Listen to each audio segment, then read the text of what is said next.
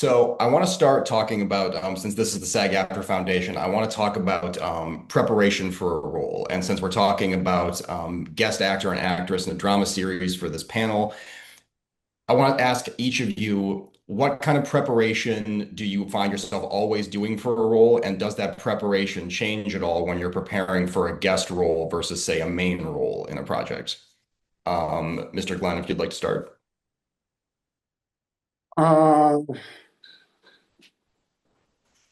I go to specific things when I start working on a part. It doesn't matter how big it is or small or anything like that. Usually I ask myself, what's this guy do for a living? And what's his history? How did I get to this place? What's my story?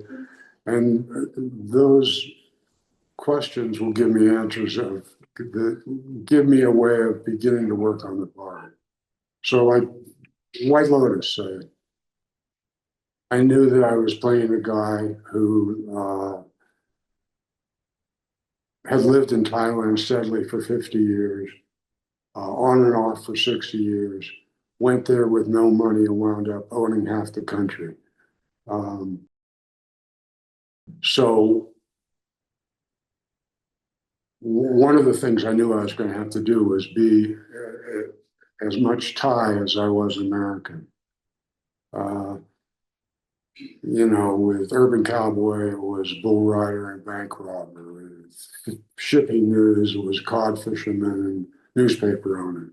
So I try to figure out, is there a physical way of accessing that history that will somehow be fun for me to do, because that's what I'm always looking for, and also will sort of inform the character.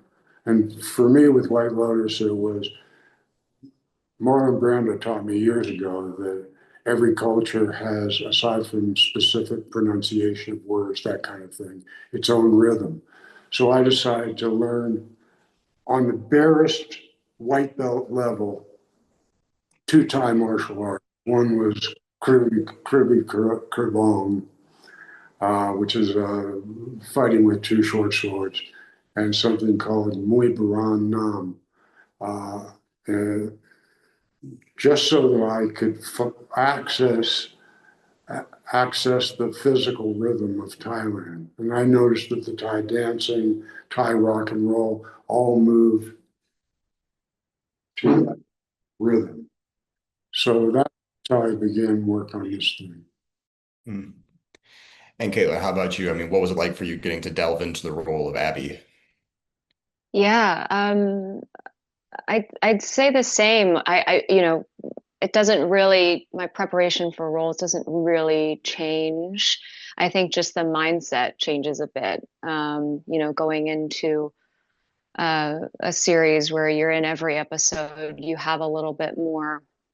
I guess I think about flexibility and how much screen time you actually have. And for a guest starring role, the mindset was kind of, okay, you really have to allow this character and her story to sort of resonate and land, just because you don't have as much screen time with a guest starring role. So, and I think with this role in particular, it's a bit of added pressure just because it was like a video game character, and it sort of exists in the world in a different form. And another amazing actor, Laura Bailey, who played Abby before me, and wanting to honor her and wanting to honor the character, but also wanting to bring something new to the table. So the preparation for Abby was really just, I think the main thing I wanted to focus on was her grief and getting to the core of that, because I think that is the driving force of every decision that she makes in the show. And specifically in episode 2, and what drives her revenge, what drives that real rage. And I think it was her grief. So really just um, allowing that to sort of settle into my bones, and really embody that as much as I possibly could. It's funny, you actually touched on a lot of things in that answer that I'm going to circle back and ask you about later, but for right now, in keeping with The Last of Us theme, Mr. Pantoliano, tell us about also working on The Last of Us and playing the role of Eugene, who my understanding was that wasn't really a character in the games. He was kind of fleshed out for the series. So, I mean, how did you prepare for that? Well, I didn't know it was a game. Um, I'm completely inexperienced with the history of The Last of Us, um, and with most anthology television. At my age, I'm kind of like laying on the couch and watching the Criteria channel and Turner Classic Movies. Because that way I know everyone's dead and I can't be jealous that there are parts that I missed out on. But so, and also I was a big proponent of there are small parts and there are small actors, and I fit right in with that.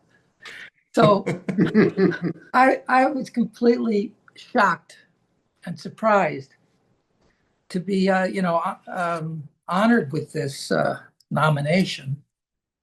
But in terms of the preparation, I do remember thinking like,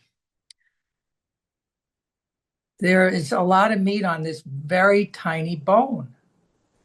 And I was fascinated with the idea of under those circumstances,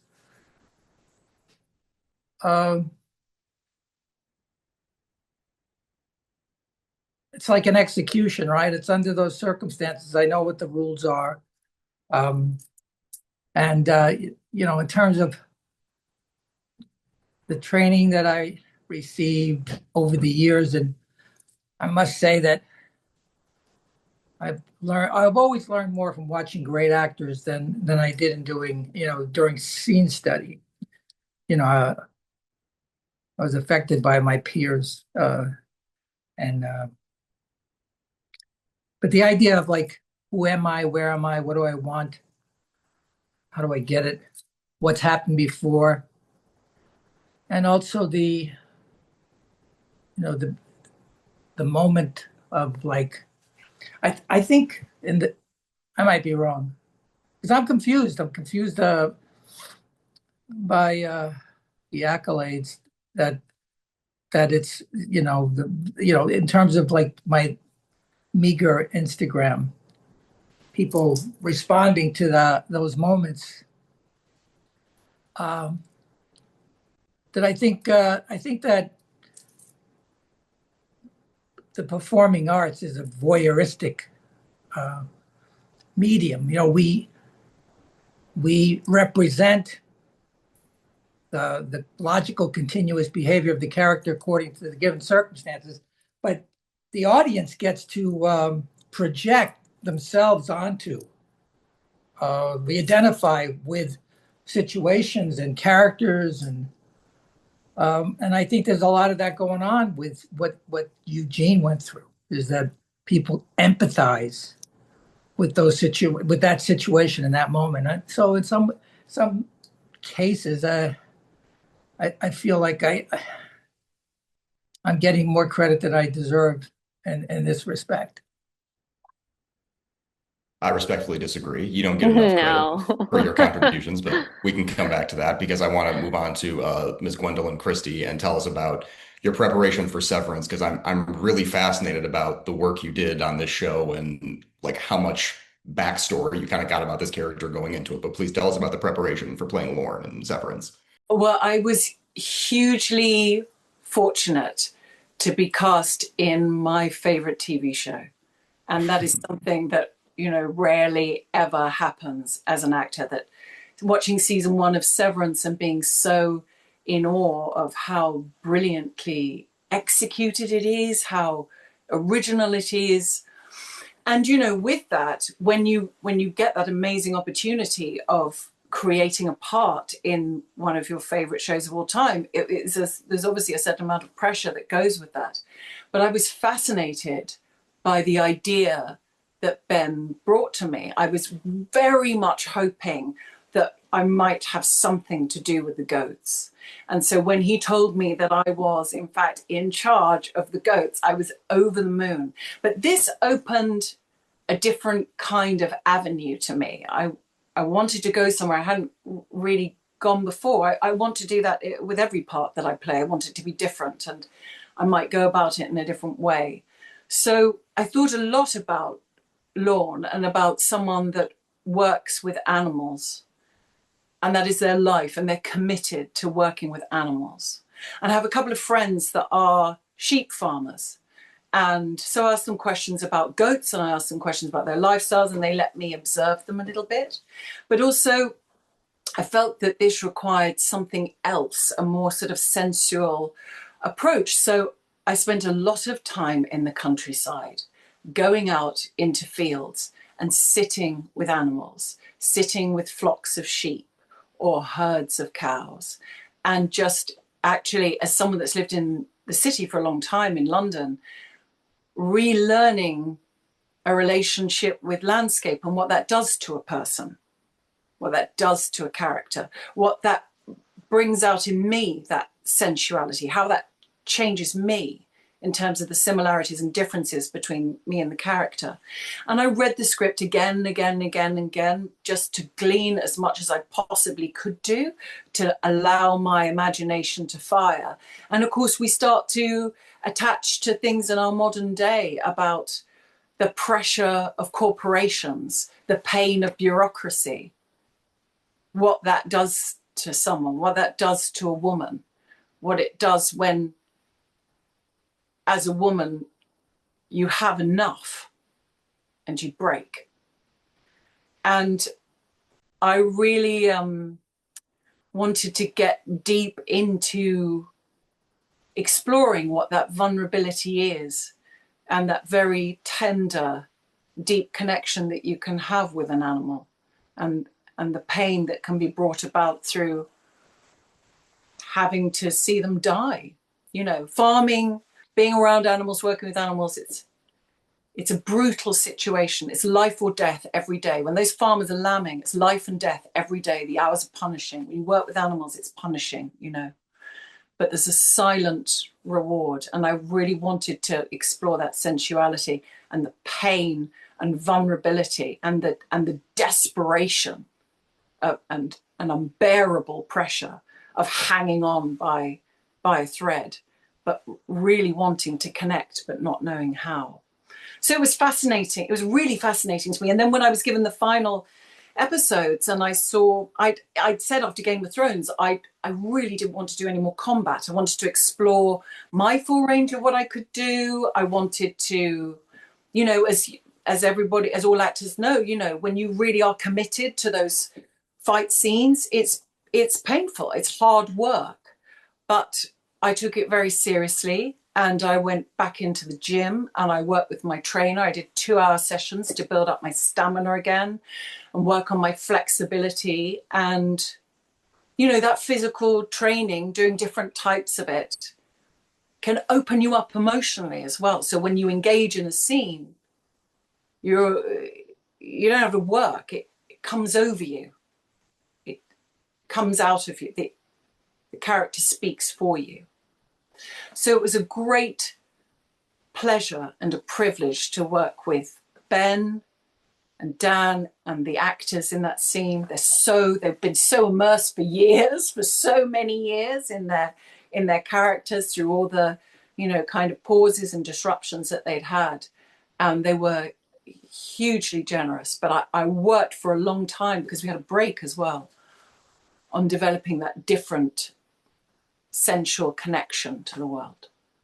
And then, like I said, I do want to circle back to something, because what I think is interesting about the 3 shows represented here today is that there's a tremendous amount of secrecy around all of them. But then with that, there also comes a tremendous amount of pressure, as a couple of you have mentioned, because all 3 of these shows have incredibly rabid fan bases that are dying for just like the slightest tidbits of information they can get about these shows and about these characters. And perhaps it's a little bit different with The Last of Us, because obviously it's based on the games, et cetera, et cetera. But I'm just curious for each of you then, how aware were you of kind of the secrecy and the rabidness of these fan bases as you were preparing for your roles, and did that affect you at all going into the production? I mean, Kaitlyn, if you want to start me, because I think you had kind of like the biggest pressure on you given the impact of your character in the games. Yeah, I think there's, I mean, yeah, going into this show, I was very much aware of the fan base and how large the reach of the show is, or I guess the game rather. So, yeah, in my first meeting with Craig Mazin and Neil Druckmann, I remember them talking about that very thing about, the idea of taking on the role of Abby and what that might mean. And in no way did it ever make me feel like afraid or scared to actually do the role. I think it makes it all the more exciting, and that, I sort of get to use what Laura Bailey had done as inspiration for what I get to do for Abby in the show, and still getting to create something from the ground up, only because Craig really was very, very adamant and very clear about the fact that they both, Neil and Craig, didn't want to do direct copies of the characters in the game or just the show as a whole. He really wanted for each character that lives within the show to feel different from the game. And so he was almost like, I had played the first game like twice with my dad, all the way through with my dad. And then I had gotten through the first, like once you start playing as Abby in the second game, I had gotten through a little bit of it, but then you sort of realize like how long the game is ridiculously long. It would have taken me days because I'm so bad at the controls and combat fighting and aiming the gun, and I was literally so bad at it. It would have taken me years to finish. But even Neil was just like, you know what, you don't need to finish the rest of it. I would actually prefer if you didn't, because then I don't want you to get too attached to what was done in the game, and you get to really. So I felt very free in that. And like I had a lot of freedom in playing Abby. But in terms of the secrecy or it wasn't obviously, yeah, I couldn't talk about it for a long time, which was hard. Even when I got the role, I couldn't talk about it for a bit. But yeah, I think it speaks to what Gwendoline was saying earlier. It is funny being on the set of it so much, and it's hard to move me, Kaitlyn, from giddy and seeing all these actors and all this infected makeup and seeing that come to life right in front of you is kind of it's a very surreal feeling to sort of get to work in that kind of environment. And I guess it was hard for me to sort of separate. Okay, I'm here to do a job, but I'm also just like really, really, really excited to be here. I'm a huge fan of this game. So yeah, I mean, yeah, I feel just so lucky to be a part of a show that is so deeply loved by so many people. And then Joe, you had said earlier that you were like unaware of the games and the kind of the popularity of them going into the series, correct? Yeah, totally unaware. Ignorance is bliss. And funny thing, because after I think like got my SAG card in 1972. Whoa. So the medium has changed so much. So when I started in show business, first time I walked on a set, that the directors would sit underneath the camera and stand next to it. There were no video playback or anything like that. Didn't exist. And as the technology has gotten faster and faster, like the old story is, the difference between making a major motion picture, a TV show, or an independent film is motion picture, you get this much time for lighting. Can you see my hands? And Yes. this much time for acting. And TV series, you get this much time for lighting and this much time for acting. So we work faster now, and I love that. I love that. That's my favorite thing in all of this new technology, and the set pieces and the special effects and all of that stuff. I felt like there was a door open into this world because it feels real. I mean, these artists that have their own unit, their own base camp, that are creating these, vegetated people. It kind of freaked me out a little bit. But then when I got onto the set, and Neil said, "Joe, have you met Bella?" And I said, "No." And I said, "Hello, Bella." And he said, "And have you met Pedro?" And I was about to say, "How do you do?"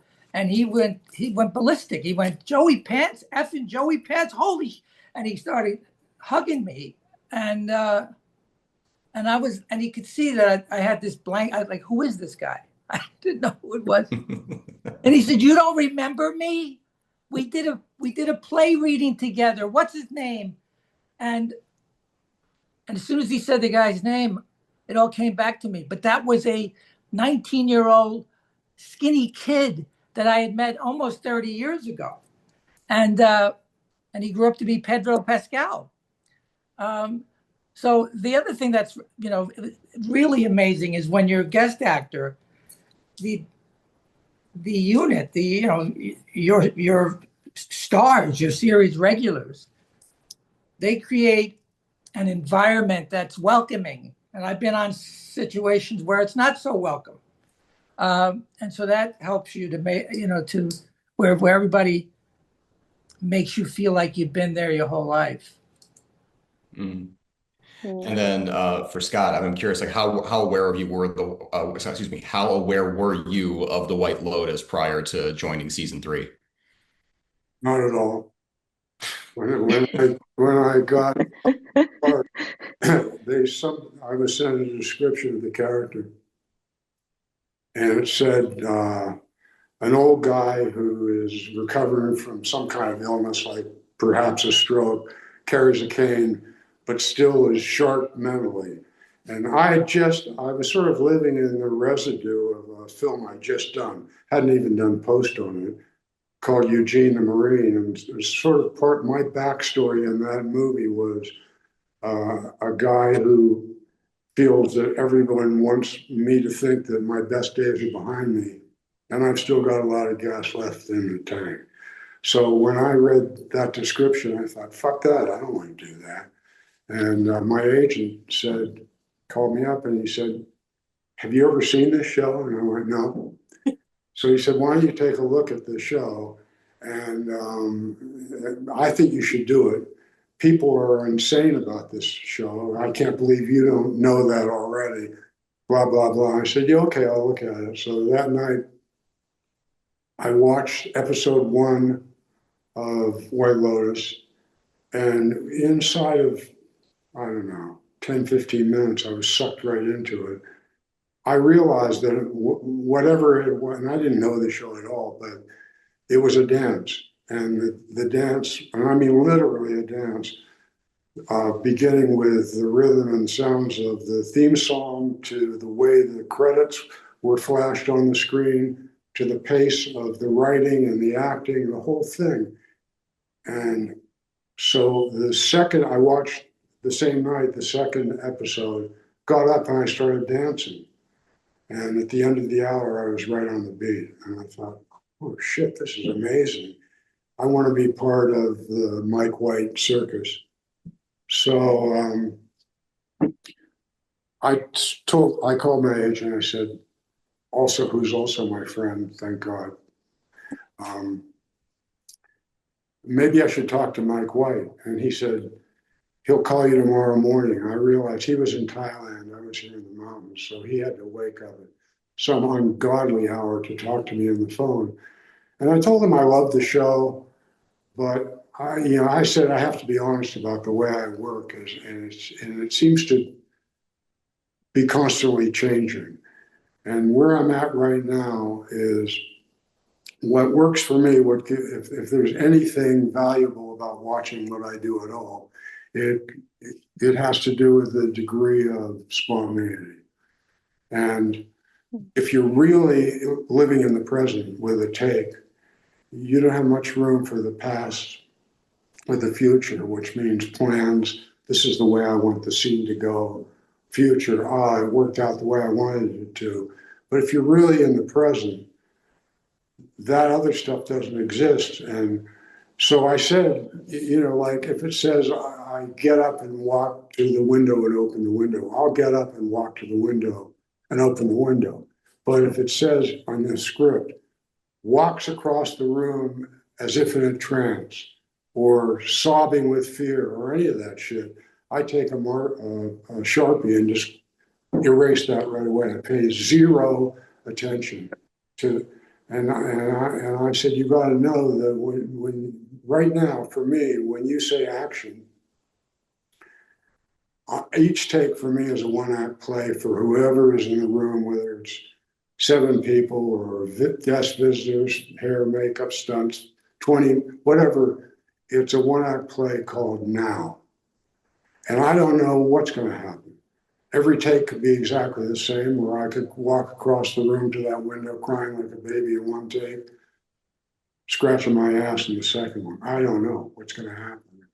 And Mike started to laugh, and he said, you're telling me you don't really know what you're going to do from take to take. And I said, yeah, that's how it is. And he said, well, I don't know what I'm doing either. Come on over to Thailand, we'll play together.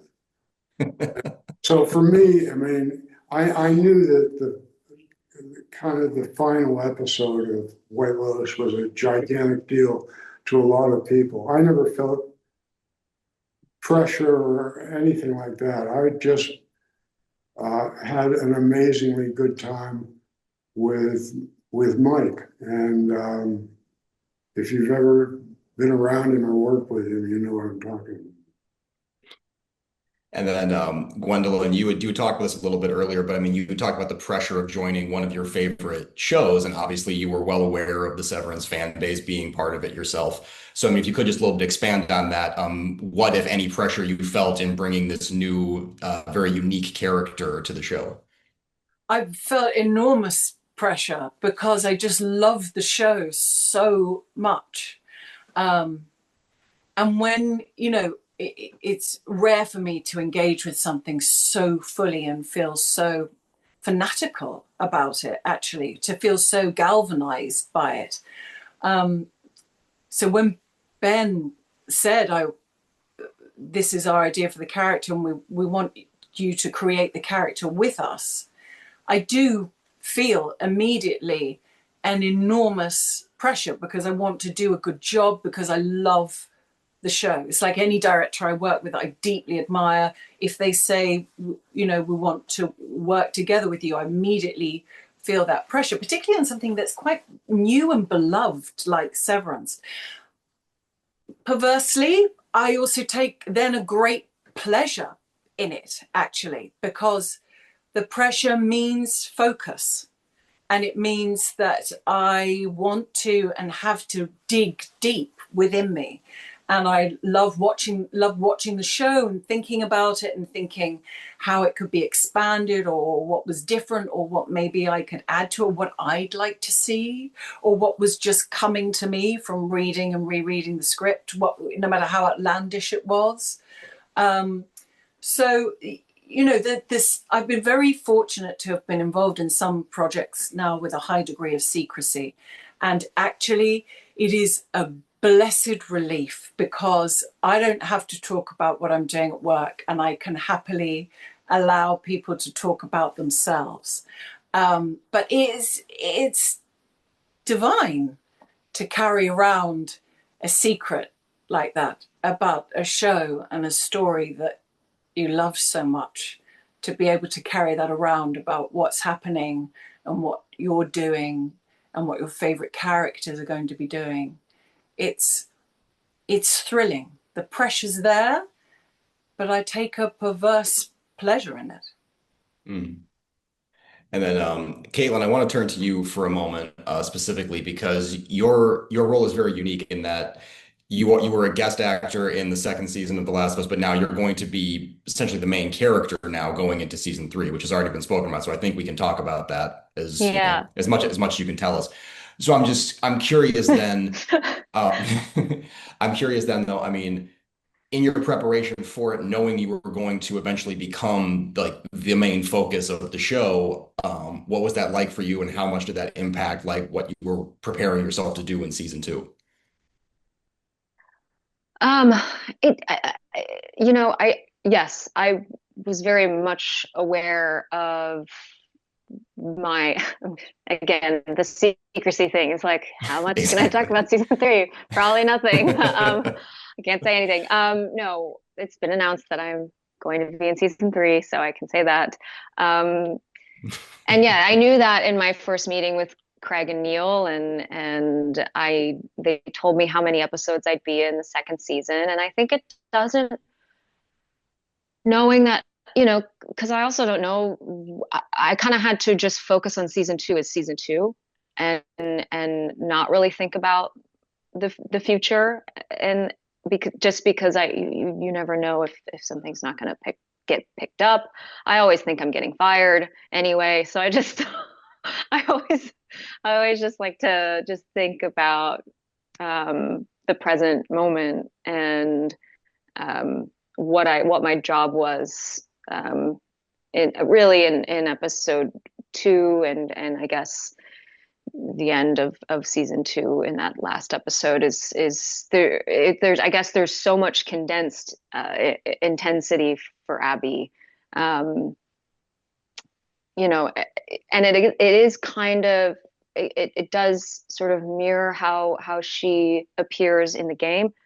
It's a bit, I guess, more detailed with the show, just because in the game you do see, she just sort of, Abby just sort of comes out of nowhere.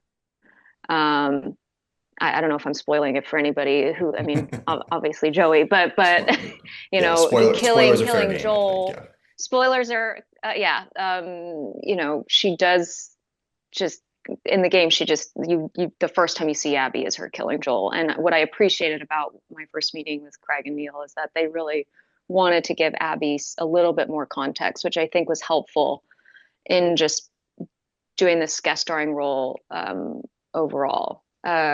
But yeah, I mean, I again, her grief is just so front and center for me in the preparation, and I just felt like because of the love I had for the show, and because of the love I had for this character, and because I think Abby can also be a little bit misunderstood. So I wanted to for people to understand her a little bit more with my portrayal, and to understand that she is just completely broken. And that's not that different from a lot of the other characters within the show. They're all pretty broken people.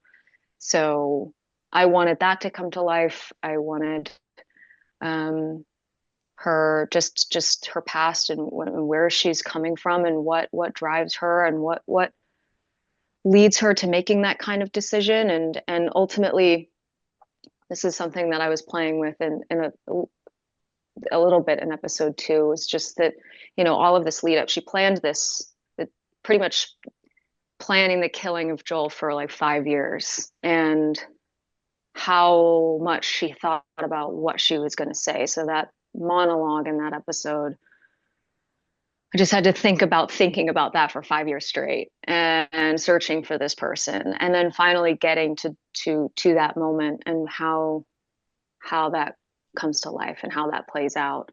And for Abby, I think what I realized in actually doing that scene, and doing it with the incredible Pedro Pascal, is that I don't know if she actually, she thinks that she's going to make herself feel better by doing this. And I think there's a split second at the very end where it's finally over and done with, but I don't think it doesn't bring her father back, and it doesn't make her feel better.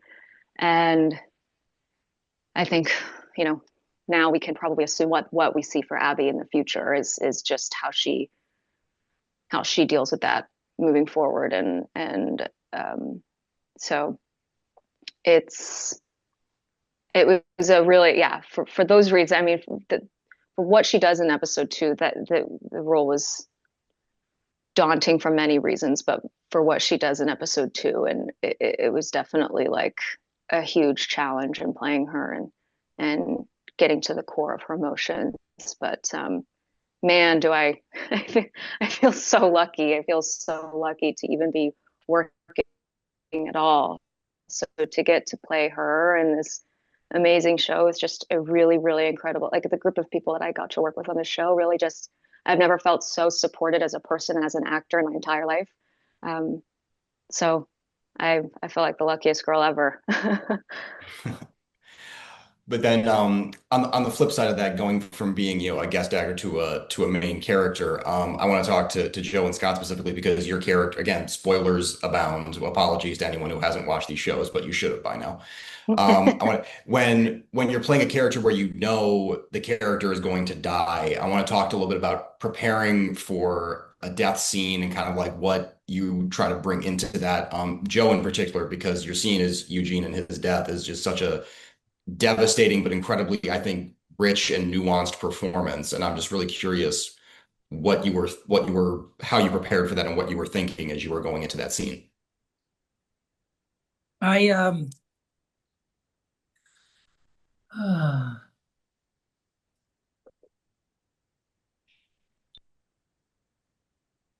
you know, I really related to what Scott said about not having any, you know, plans, being in the moment, being in the now, you know, that freedom. I mean, one of the reasons why I always wanted to be an actor is I never knew who I was.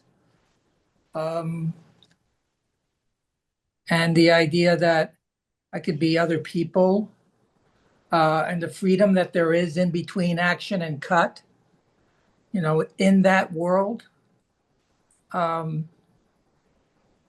You know, of course, you know, and you know what the given circumstances are, and all the technical aspects that have nothing to do with acting, learning your lines and all that stuff. And then you almost, I have to forget it. You know, learn it, then I got to forget it. And in the course of doing that sequence, it was, you know, the given circumstances, when they work, it's great. When they don't work, you've got to use your imagination. And in the course of that day, I murdered my entire family. You know, I used, you know, everyone I loved, parents, children, my dogs. You know, you know, it's like all of that was going on, and going through me. And there's it's a great feeling when the person says cut and you don't know what just happened. You know, in those rare moments when that happens to me, you know, it's almost like you're a, you know, voyeur, you know, that you're hoping and praying for the acting gods to come, and, you know, those happy accidents that you had nothing to do with, you know. And I, on the way home, you're in the car and you're thinking, well, I mean, some of that stuff I think was going to be okay, but you don't know. Well, I don't know. No idea. I just knew what the situation was. And I tell you the truth, I had gotten sick. I'd gotten the flu. We were supposed to shoot that lake sequence up in the mountains, and there were bugs on the day. We were walking up there, and there were bugs, and they said we can't shoot it. The bugs are hatching, and they're everywhere, and we're going to have to come back. And I was like, bugs? And so they said, we're going to send you home. And I live on the East Coast, and then we'll come back and we'll get to it in a week or so. And then I got sick and I got extended so that when I got back, Pedro had already had to leave. So he did his side of that scene with a photo double for me. And I did my side of the scene with a photo double for him. Wow, really? That's what they can do now with this technology. I don't even know why they put me on the plane.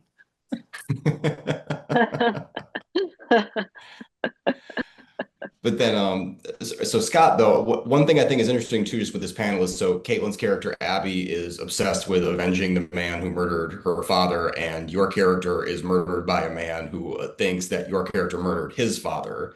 And I was, so I'm just curious, like, as not someone your character is not seeking revenge, he's rather, I guess you'd say, the object of someone else's revenge. However, that I don't know if that's a phrase or not. But I'm curious then, because with your scene where your character is ultimately killed. And I know you said it's just, how you're like in the moment. It's obviously it's his own thing, as you've said, but what was that like for you? How did you interpret that then? I mean, does your character kind of accept his fate as coming to him, or like what, I don't know, what was going through your mind? Yeah, that's kind of, I don't know if acceptance, yeah, it works okay. When Walton comes running up to me and pulls the gun out of my holster, my first thought was, why did I let him do that? But the person I'm dealing with is my son. And who knows what kind of malady I'm suffering from. So my decision was, through that whole section, to just let the moment happen with curiosity. Are you really going to do this? I didn't think that I would be able to pull the gun away from him and kill him, knowing our relationship. Yeah, so the other part of it was, and they cut it out, and correctly so, because it kind of disturbed the rhythm of the scene. But we had one shot where, as I'm lying on the ground dying, I say, as my eyes close, Buakau, which in Thai means White Lotus, which I assume I gave. I own all of the restaurants, all of the hotels. I assume that I named them White Lotus. In Thai Buddhism, the symbol of spiritual purity is a white lotus. So anyway, I did that, and we might cut that out. And when I first saw it was gone from this, I thought, fuck, why did you do that? And then on watching it 2 or 3 times more, I realized he was right. It disturbed the rhythm of what happened. Yeah, so that's the way that worked. Mm. And then, Gwendoline, I want to come back to you for a moment because you had talked about how you worked with the Severance team to kind of design this character. But I'm curious because one of the things I love about Severance is there seems to just always be this kind of lore and mythology that's always kind of just like right under the surface. You don't ever really get a full, clear picture of what is really happening within Lumen and the Egan family and all just that weird, creepy stuff going on at the company. So I'm curious how much, if any of that, like stuff that the audience doesn't know, did they share with you? And then how much of the lore did you get a hand in creating through the character? So there's the actor with me, and then there's the fan. And because of that, I have a very, I never want people to feel forced to give up all of their secrets to me.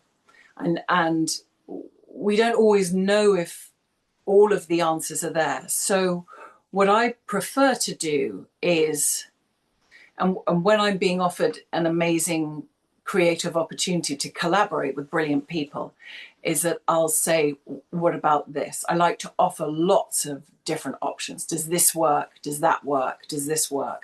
Because actually part of me didn't want to know. I didn't want to have all of the answers, because sometimes I think in having all of the answers, it can make you prescriptive. But if I'm responding to what's there, then perhaps I'm generating more. Perhaps I'm not just illustrating a story that's been planned out. Maybe I'm bringing more to it unconsciously.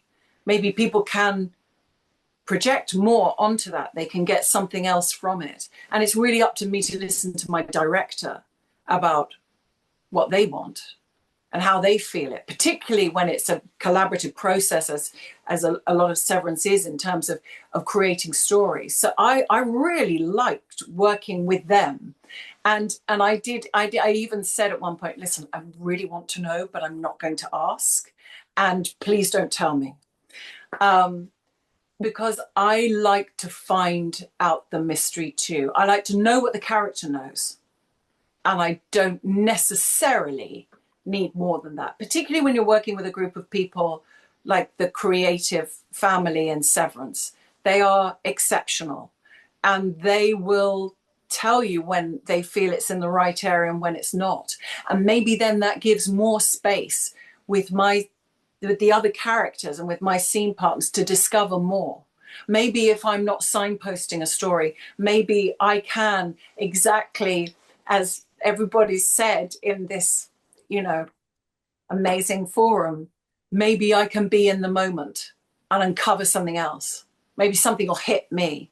In the same way that in the final episode, when Lorne has the gun against Drummond, we just found a moment where, in looking at Mark S, reminds Lorne of her humanity. And she pulls back from that psychic change she's undergone into that animalistic fury, that transformation of female rage. And she remembers her humanity, and the pain of it all strikes her.